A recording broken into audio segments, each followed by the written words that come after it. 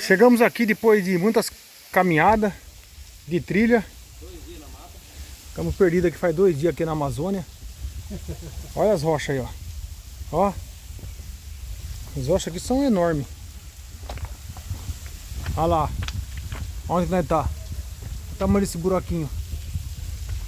Será que tem alguma lanchonete perto? Tem, no Morro do Fogão.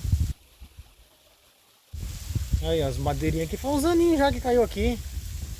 Ah, inclusive essa aqui, ó, tá debaixo da pedra. Então, tudo indica que... Quantos anos será que essa madeira tá aí? Quantos anos será que ela aguenta na natureza tomando chuva? 5 anos? 10 anos? Tá aí, ó. Vamos lá. E ela tá em cima dela. Matei o trilheiro, ó. É o guia turístico, né? Vamos lá, isso aí. Tem um cachinho de abelha ali, ó.